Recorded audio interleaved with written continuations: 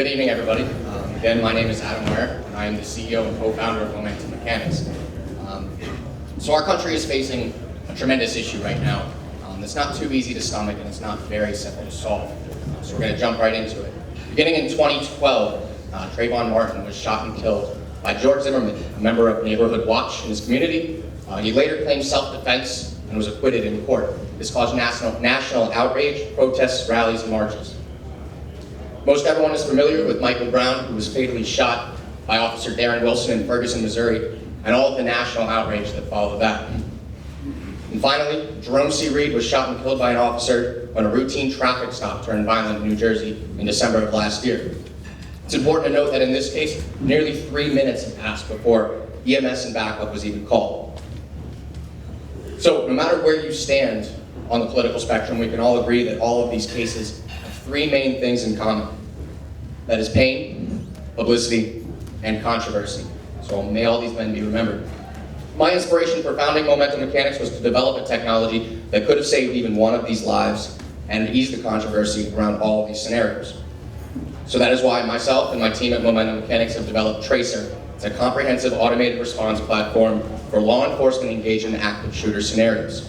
So Tracer essentially is a smartphone application that interacts with a device attached to an officer's holster. To explain how Tracer works, I'd like to walk you through the Jerome C. Reed case, but now I'd like to introduce our Tracer technology. So it begins when Officer Davies pulls over a vehicle that runs a stop sign. So it's a routine traffic stop. Currently, the officer's weapon is holstered and Tracer is inactive. In the event that the passenger then draws their weapon, the officer would draw theirs, and Tracer technology becomes active and begins listening and recording audio. When shots are fired, the Tracer uses software within the officer's smartphone, including GPS, vital management, to call backup and EMS to that officer's exact location. When backup and EMS arrive, the officer reholsters their weapon, and the audio stops recording, and it's actually stored for later use. So, in this case, the passenger's life would have been saved because the EMS and backup responded, arrived on scene, and then the audio can then be reviewed in court later to prove the officer's innocence. This was not the case with Jerome C. Reed. So what does Tracer actually do? So because Tracer uses audio recognition, it can reduce the response time when either the officer or a suspect fires their weapon. Because exsanguination or bleeding out can occur anywhere between 5 and 10 minutes, saving 3 minutes on response time can actually save a life. Tracer is supposed to encourage smart firearm use, so it may deter the officer from firing their weapon before seriously evaluating a scenario. And finally, we hope that Tracer will reestablish a sense of trust between civilians and officers. So virtually anywhere there are civilians, there are police officers, which makes Tracer an internationally available product. Here in the United States, there's approximately 1.2 million full and part-time sworn-in civilian law enforcement employees. That narrows down to approximately 100,000 here in New York State, and then our target market would eventually be the 5,900 here in Troop G, which is the capital region and surrounding counties. So the recent controversies have sparked up quite a few different technologies, including body cameras, as you see, safety vision and taser, which really only address the recording aspect, so that can be reviewed after a scenario is already cleared. ShotSpotter technology is an expensive citywide system that only uses the responding aspect with none of the recording capabilities. Tracer combines the benefits of both of these systems into one comprehensive system. So we've researched a bunch of different sales approaches, including partnering or licensing the technology to larger police technology companies such as 511 Tactical and DeSantis Gun Hide, a Long Island-based holster company. Finally, you can also market this technology directly to police departments or individual officers. So our team consists of myself, an RPI engineer. I have experience with research and product development, and I've also worked with the U.S. Department of Defense in defense threat reduction, where I had a lot of exposure to response technologies. Alex Angelillo is right back there. He's our CTO, and he's kind of the brains behind all the magic that is Tracer. So Momentum's gained a lot of traction and support since our founding in February of this year. We were participants and award recipients in the RPI Change the World Challenge and in the Class of 51 contest. And just this past summer, we were participants in the Rensselaer Emerging Ventures Ecosystem Accelerator Lab. We've conducted over 100 interviews to date to learn about the day-to-day and the not-so-day-to-day of law enforcement, military, EMTs, police technology company executives, and many, many more. We've worked very closely with companies familiar with the industry, such as GP SIF Police Technology, ProMark Police Supply, and DeSantis Gun Hide. Our MVP is complete, and we are rapid prototyping the housings to be retrofit onto the holsters right now. That's version 1 and version 2 right there that you can see on our back table. We're currently working on version 3 to be smaller, more durable, and more ergonomic.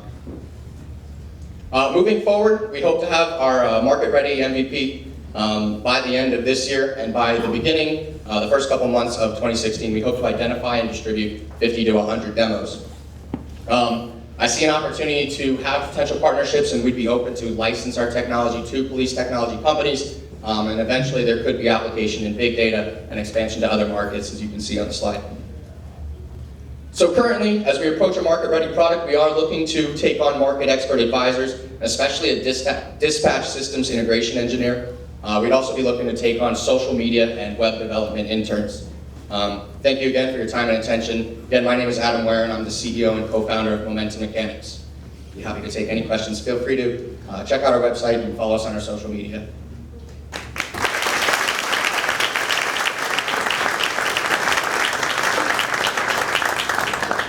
How does this work with the military?